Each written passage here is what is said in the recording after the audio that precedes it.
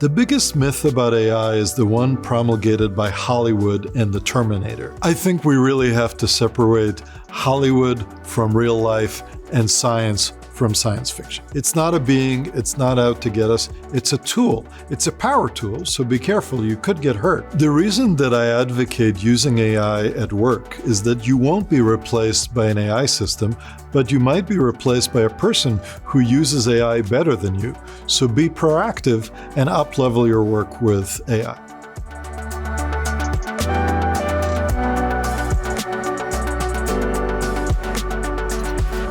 Oren, so nice to meet you. Thank you so much for being here with Harvard Business School's Biggs.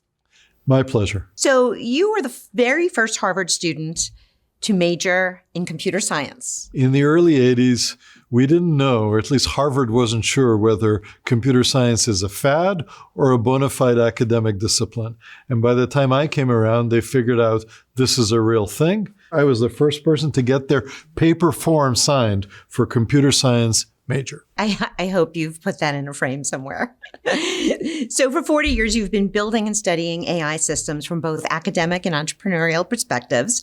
You're the former CEO of the Allen Institute for Artificial Intelligence, founded by the late Paul Allen. And in early 2024, you founded True Media, which we'll discuss. So thank you for being here. It's a pleasure. The animating theme is AI for the common good. Okay, we'll roll with that. You've mentioned that we're in a race for AI supremacy. How high are the stakes? Because of national security and because of economic concerns, the stakes could not be higher. What are the biggest myths about AI?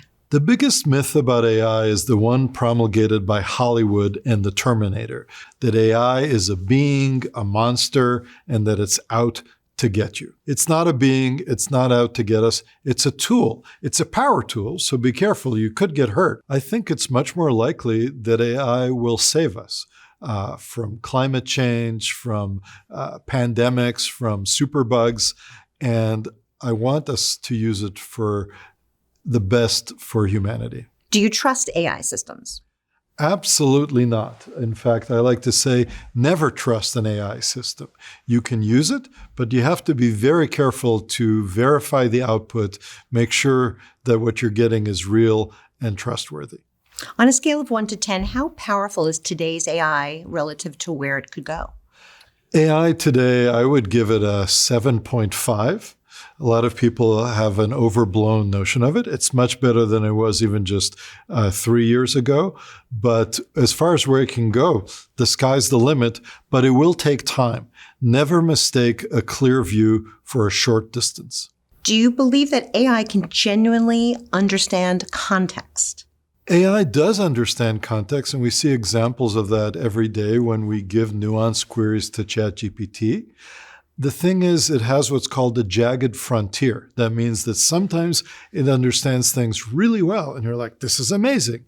And then the very next query, it's acting like some alien from another planet doesn't understand things at all. That's why it's jagged. Great, terrible, great.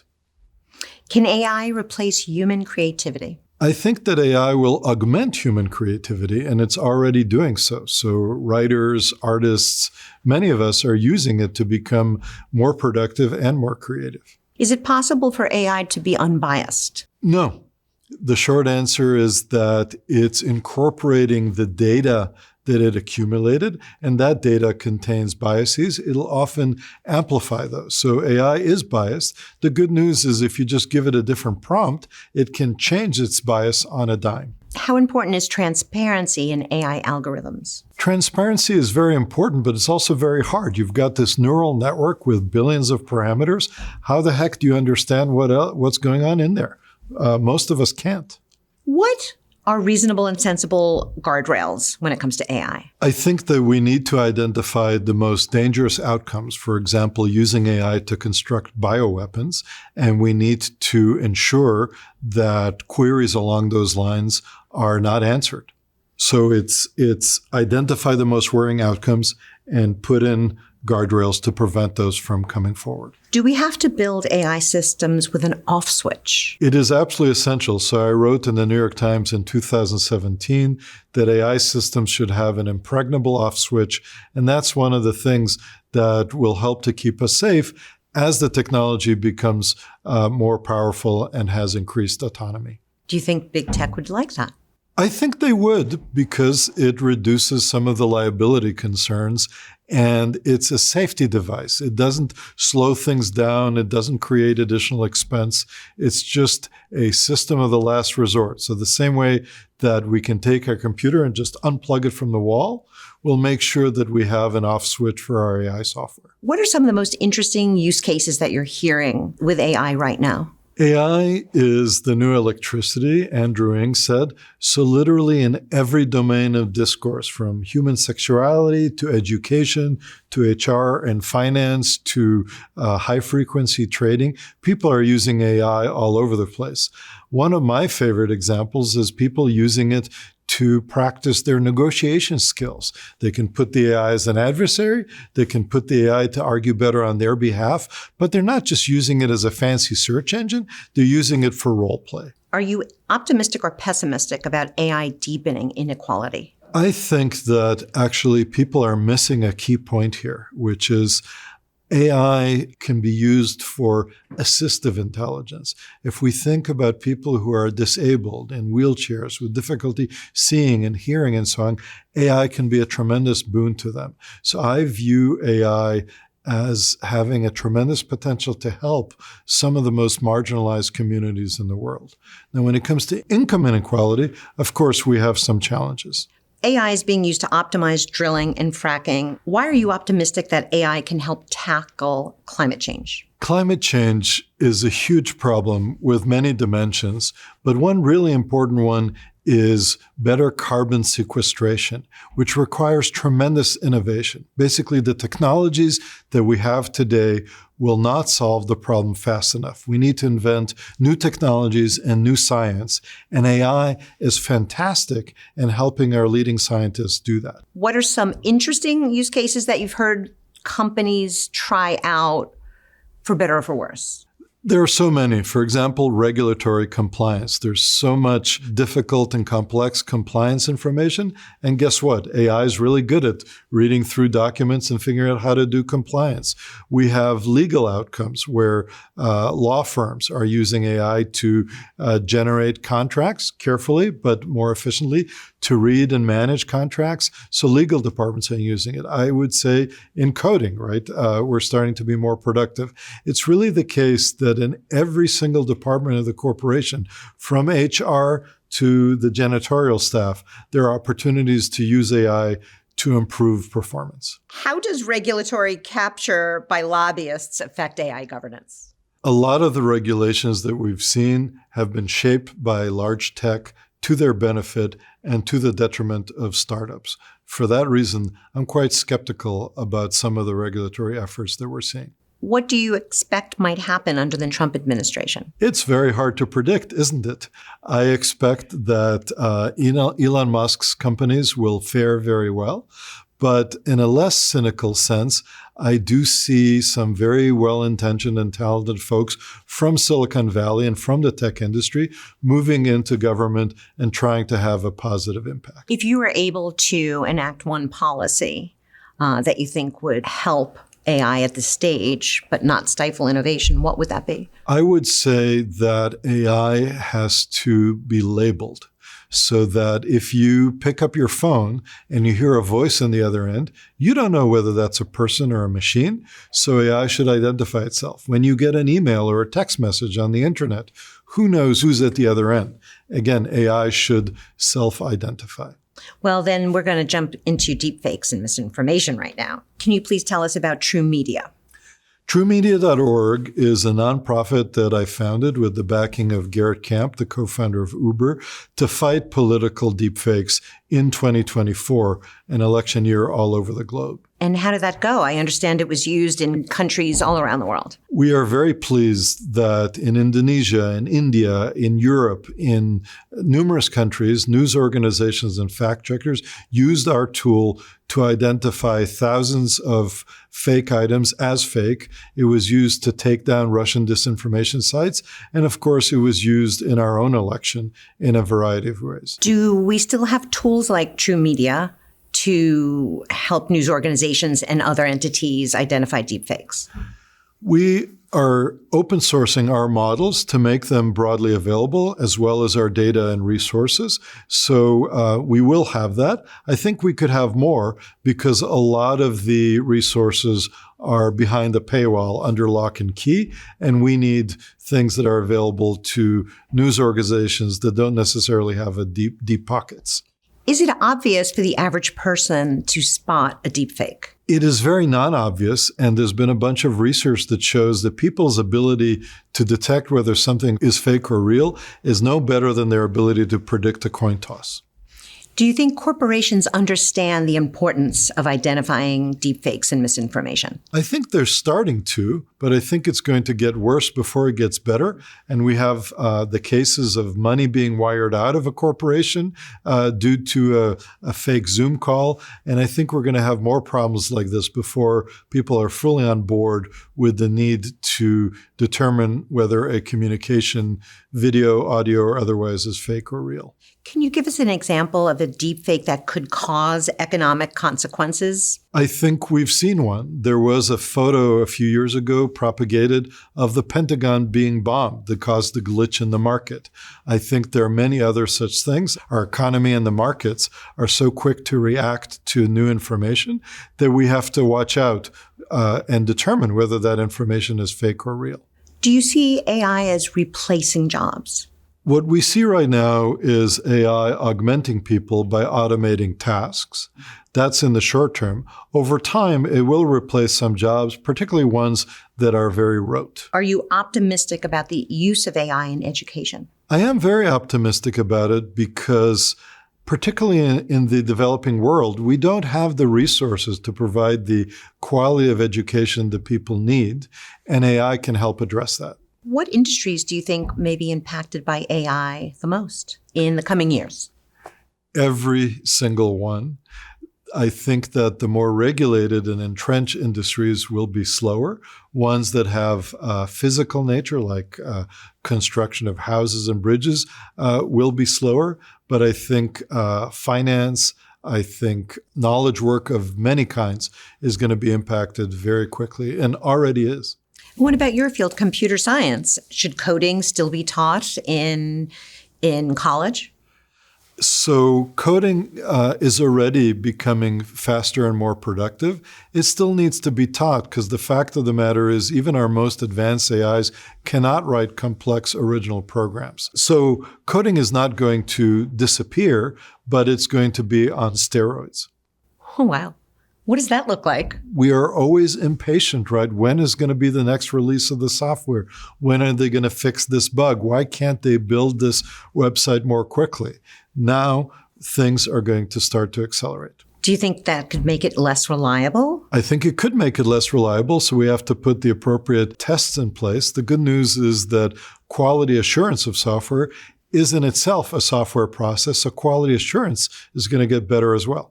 Why didn't we see more targeted attacks during the elections in the United States? That's a mystery to me. In the past, we used to have deterrence, right? If state actors intervened too much in our process, we had ways of getting back at them. Now it's so easy to do some of this disinformation, deepfake, cyber attack efforts. I'm surprised we didn't see more of that. What we did see on the rise is ransomware attacks, and that's continuing to rise, and it's a major concern. Did social media platforms play a role in minimizing targeted attacks, do you think? No. So you talk to YouTube and big tech executives all the time. Are they ready to counteract potential threats? I think they are very well positioned to fight the last war. So if there is a single video or image that is having a disproportionately bad impact, they're well positioned to take it down or to downweight it. But a concerted attack of thousands of deep fakes being propagated by hundreds of thousands of fake accounts, I don't think we're ready for. What role should corporations have in pushing for regulation of AI? I think that corporations benefit from a rational, meaning not too much, not too little, but unified framework. So when you have no regulation, you find a patchwork of local and state and city regulations which are problematic. So I think what we ought to aim for is not more regulation, but better and more unified regulation. What are you seeing so far? Are any companies leading the charge in a responsible way from your lens? I haven't seen a tremendous amount of corporate leadership on AI regulation. Could you talk about some failures you've seen? Well, for example, in the world of deepfakes, corporations banded together to produce the C2PA, basically content provenance. And unfortunately, that's highly impractical. What we really need is decisions on how information is propagated across social media. And we have not seen social media networks, be they Meta or X or TikTok, step up to this challenge. As companies look to address the use of AI in their own enterprises, who should be leading the charge? Is it the CIO, the CEO, general counsel? Absolutely the CEO, because the potential here is for lower costs and higher revenue, much faster time to market. So this isn't something you delegate to any of those roles. I think the CEO needs to be leading the charge because there's so much potential here. Do you think the average CEO understands AI enough to do that? I think the average CEO should educate themselves so they do. And how should they do that? Well, they could talk to me.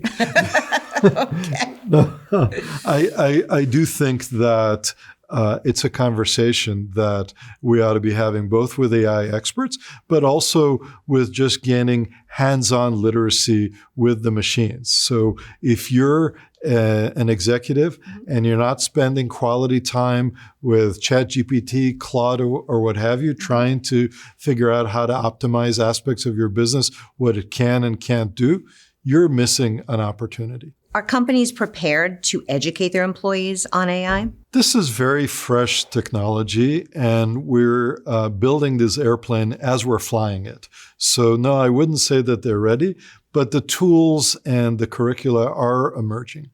Would you say the corporate world is more confused than you would expect right now, or less confused? I would say that there's more inertia than I would have expected. It's proceeding slowly for a variety of reasons, and some of it is because it's hard. It's not turnkey. So when we say AI is the new electricity, that suggests that it's plug and play. You just stick something into the wall and AI flows out. It is more complicated than that. So when it comes to warfare, what potential consequences could arise from unchecked proliferation of AI-powered weapons? AI-powered weapons are increasingly fast, requiring an increasingly fast response, right? A guided missile is coming in. You don't have time to react. Swarms of drones are coming in. They're coordinating. You have to launch a response. So if the pace of warfare and the pace of weapons gets faster and faster, that leads us to have increased automation, which is very worrying because, as we know, AI is brittle. It can make terrible mistakes. What ethical considerations arise out of the development of autonomous weapon systems? It's incredibly important to distinguish between intelligent systems. They're increasingly sophisticated. They could be increasingly accurate. And autonomous ones. They make a decision to take a human life without a human in the loop. They decide on their own. I'm very much pro-intelligent systems, intelligent weapons even, but I'm very opposed to autonomous weapons because I think a human still has to make that weighty moral decision. Are you comfortable enough with AI to use AI-powered voice login for your retirement accounts? I called my broker and told him to disable it because I don't trust it. I asked it, how do you know that my voice is my password? They said, well, we use AI. And I said, no, I study AI and I don't trust it, so please disable it. And I would recommend that to all of you. Okay. Where does liability lie when AI fails, such as in the case of a self-driving car accident, an inaccurate credit assessment, or perhaps a wrongful criminal sentencing recommendation? There are different cases, and sometimes it's the manufacturer, sometimes it's the creator of the software system. It's a complicated issue, but the overriding principle, which is really important, is that it needs to end up with a person or a corporation. My AI did it is not an excuse. Are you watching legal cases? Are they in play right now? I'm watching cases, for example, the copyright issue, which is a very important one for society, right? Between the OpenAI and the New York Times and so on. So when it comes to the media, where do you expect the New York Times case will go? I think that it's been well documented that OpenAI and other companies overstepped and violated copyright law. What are the implications for media right now? Media needs to decide for their content, what are they willing to put out there that AI can train on and what they want to keep proprietary. And then they need to consider how to make sure that their wishes are obeyed. Looking beyond deepfakes, misinformation, what emerging risks do you see on the horizon, and how can businesses start preparing now? Cybersecurity is a huge risk that comes to mind. So phishing attacks can become more sophisticated. Probing of holes in your network and in your software can become more sophisticated using AI. So I think that we need to ramp up our AI cybersecurity defense to prepare for more AI cybersecurity offense. You've expressed both concern and optimism about AI's future. What gives you hope? What gives me hope is the fact that there are so many things that we as humans do so badly, like driving, which causes 40,000 deaths on our highways each year, like hospital work, where the third leading cause of death is physician error. By augmenting drivers, physicians, nurses with AI systems, we can drive these statistics down and save people's lives. Are you comfortable driving in Waymo cars right now? I am comfortable. What I'm sad about is how slowly the propagation is. I wish that we had them everywhere so that they could save lives and reduce the number of accidents. Will we face extinction with AI? No. That is overblown. That is science fiction, because we're talking about tools, powerful tools, but not beings who are going to take over. So what does it mean to be human in the era of advanced AI? I think it means the same thing it's always meant, but it is in a different technological context. But there's nothing new here, right? We used to work in agriculture. Now we're having a conversation. We used to not have the internet. Now we do. But we're still going to live and love and hate, unfortunately, and go through our lives in a fundamentally human way.